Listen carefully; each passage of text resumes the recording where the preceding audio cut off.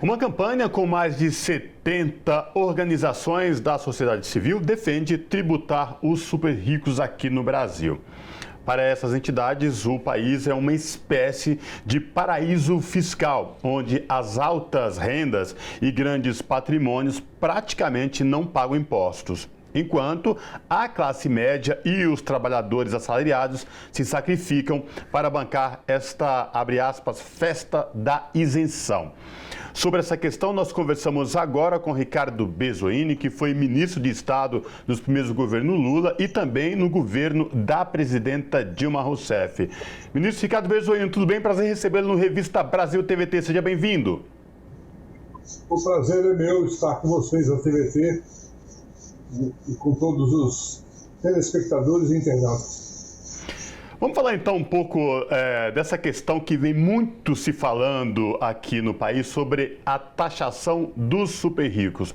E falar o que essa taxação impacta e por que ela é tão importante, ministro. A reforma tributária tramitando no Senado já foi aprovada pela Câmara, mas é uma reforma tributária que só trata do consumo. Então, ela não muda a injustiça fiscal grave que o Brasil tem. É um dos poucos países do mundo que tem essa distorção de tributar mais no consumo do que a tributação sobre a renda e propriedade. Essa reforma é importante. Por quê? Porque ela moderniza o sistema de tributação sobre o consumo. Mas ela é insuficiente.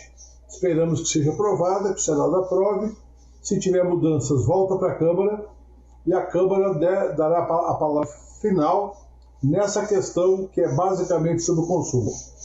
No entanto, nós sempre dissemos, essas entidades que fazem a campanha pela tributação justa e solidária, e também os parlamentares progressistas, os estudiosos do tema da tributação, que é preciso tributar corretamente, como se faz no mundo todo, a renda e a propriedade. Em relação à renda, o governo mandou algumas medidas que são importantes serem aprovadas agora. Por quê? Porque ajuda a viabilizar o orçamento de 2024. E porque dá um pouco de justiça. Ainda não é o total da obra, mas é um pedaço.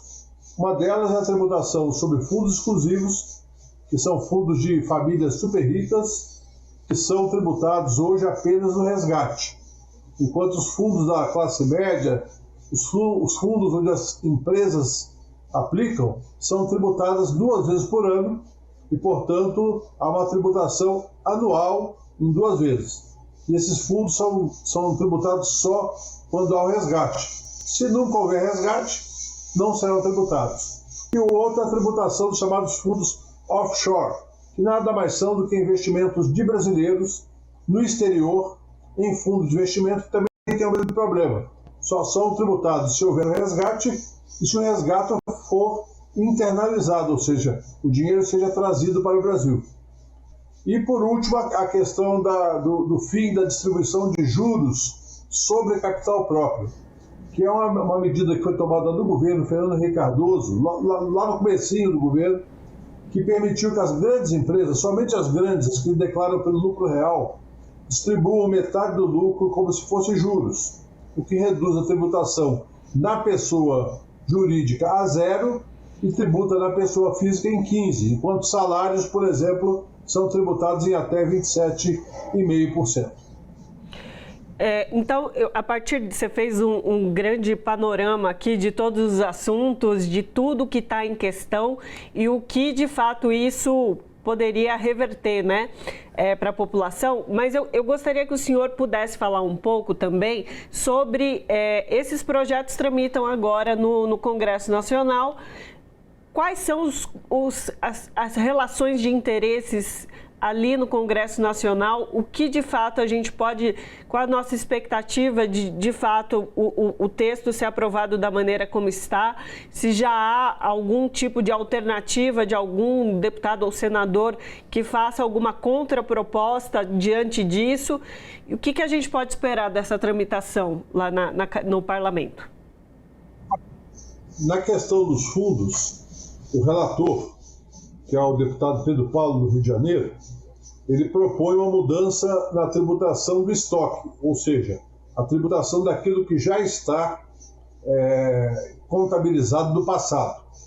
Então ele propõe que seja, ao invés de 10, que foi a proposta apresentada pelo Ministério da Fazenda, pelo presidente Lula, ele propõe 6%. É uma forma de negociar com interesses que estão ali no Congresso, que são só de ricos. Interesses das pessoas muito ricas. Não são sequer da classe média alta, somente de muito ricos.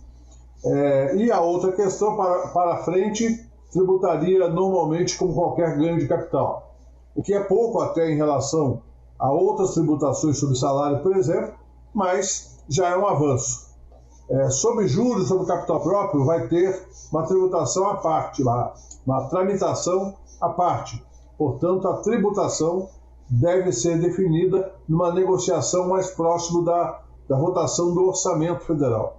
E tem uma parte ainda que precisa ser mandada para o Congresso que não foi mandada, que é a tributação sobre dividendos e a progressividade do imposto de renda da pessoa física. Porque é bom saber, é bom que todos saibam, que no Brasil a alíquota máxima é de 27,5%, sendo que nos países mais desenvolvidos as alíquotas são muito maiores, não para os trabalhadores, para a classe média, para as pessoas que são de fato muito ricas e ganham muito. Por exemplo, nos Estados Unidos, que é um país ultracapitalista, a tributação é de 37%, e já foi de 45% no passado. Na Europa varia entre 40% e até 56%, essa alíquota máxima, que seria só para quem ganha muito. E quem é que ganha muito? São executivos de grandes empresas, são quem vive de renda, de dividendos, são aquelas pessoas que, ou por ser esportista de grande renome, ou artista de grande renome, ou de outra atividade rentista, ganham muito, portanto, têm como contribuir, não estão ganhando para sobreviver, nem sequer para fazer uma poupança. Já são muito poupados e, portanto, têm como contribuir, e para o país é importante para investir em políticas sociais e na infraestrutura do país, que é uma situação muito deficitária do país, nossa condição de infraestrutura, e ainda precisamos combater a desigualdade social e regional. Ministro, quando a gente fala combater a desigualdade social e regional, e aí vem uma questão muito importante. Como é que explicar essa disparidade tão grande, né, dessas diferenças aqui no Brasil em relação a outros países do mundo? O senhor trouxe esse exemplo dos Estados Unidos, que é um país ultracapitalista, e quando se fala dessa questão especificamente no Brasil, tem muita gritaria, né? Queria que o senhor trouxesse para a gente aqui, para tentar explicar para os nossos telespectadores da TVT e também ouvintes da Rádio Brasil Atual, essa disparidade, essa coisa que é tão absurda que só aqui no país acontece isso. Excelente questão. Na verdade, o Brasil é um dos países mais desiguais do mundo. E é difícil saber se o sistema tributário é desse jeito porque o país já é desigual, ou se o país é desigual porque o sistema tributário é dessa forma. E, na verdade, é uma relação de causa e efeito. A luta política, a luta de classes no Brasil se reflete em vários aspectos. Se reflete na questão fundiária, na questão dos meios de comunicação, na questão da educação e da saúde. É bom lembrar que no Brasil, todo mundo que pode, todo mundo que tem condições, plano de saúde privado ou escola privada. Por que isso?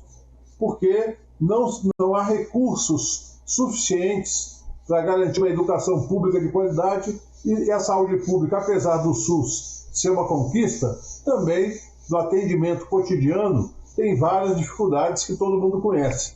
Aqui no Distrito Federal, por exemplo, mas não é diferente de outros lugares do Brasil, muita gente tem um diagnóstico de câncer e leva 6 meses para começar o tratamento.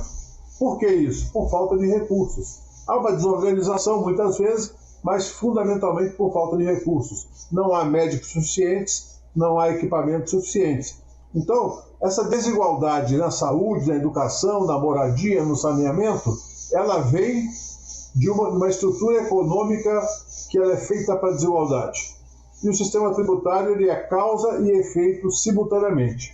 Por isso, eu tenho dito, falei na Conferência dos Bancários recentemente, falei num curso de formação para dirigentes sindicais da CUT, que se não houver mobilização, as medidas sobre tributação de dividendos e progressividade do imposto de renda não serão efetivamente aprovadas pelo Congresso Nacional. Por quê?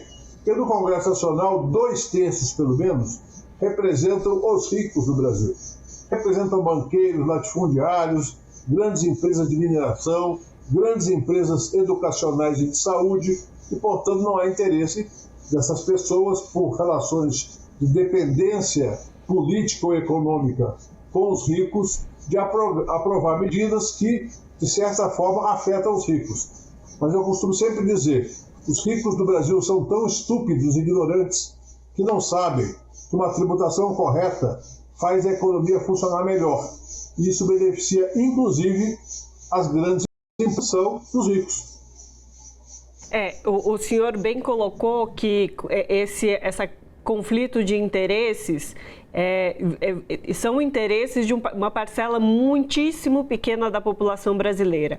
A estimativa é de 0,001% da população. Vou repetir, 0,001%. Isso quer dizer, cerca de 2.500 pessoas que são essa categoria de super ricos do nosso país, que de fato seriam tributados de uma forma que ainda não são. E como o senhor já bem colocou, numa disparidade com o que o mundo vem fazendo. Mas o que de fato a gente vê borbulhando de informações é uma desinformação sobre o assunto, né? Dizendo praticamente que pessoas que têm um pouco de acesso a um patrimônio de bens, carros, casas, enfim, que a maioria da população não tem acesso a esse tipo de patrimônio, né? De bens de uso, seriam também tributados, né? E de fato a gente precisa esclarecer, tirar essa dúvida da população. E isso que o senhor coloca é muito importante, essa mobilização, né? Queria que o senhor falasse um pouco dessa atuação das entidades, como que as pessoas que estão nos assistindo também podem se informar melhor sobre todos esses aspectos. Essa é uma questão muito importante, porque, como você falou, a imensa maioria da população brasileira não chega nem perto do sistema financeiro para poder ter uma participação num fundo. E quem chega, esses fundos já são tributados. Ou seja, para a classe média, vamos imaginar uma pessoa que tem uma renda de R$30 mil por mês, que é muito alto. Essa pessoa já é tributada hoje. Quem não é tributado é o banqueiro, é o mega latifundiário, é o mega acionista das empresas de mineração. Esses não são tributados. É muito pouca gente. E é muito pouca gente que, se pagar, nós vamos arrecadar muitos bilhões de reais. Na questão dos dividendos é a mesma coisa. O IPEA fez um estudo que, se tributar os dividendos, se der uma isenção para os dividendos de menor porte, ou seja, quem recebe por ano até R$30 mil ou até R$40 mil de dividendo, que é a grande massa de acionistas de classe média, se isentar esse pessoal todo, ainda assim é possível arrecadar 120 bilhões por ano. Ou seja, é possível melhorar, mas é preciso esclarecer os trabalhadores, a classe média, que esse assunto não é contra eles, é a favor deles. Isso daí é um papel para os sindicatos, as associações, as emissoras do campo progressivo, os nossos comunicadores dos sites populares. Nós temos que esclarecer a população e temos que fazer como se fosse uma campanha salarial. Eu, como fui sindicalista por muitos anos, eu sei que as coisas só aquecem se for trabalhado com ritmo, planejamento, calendário e dias de manifestação. Nós teríamos que fazer, primeiro, um período de esclarecimento, de formação de lideranças, de esclarecimento, e depois começar as manifestações das redes sociais, mas também nas ruas, que é a rua que muda a coisa.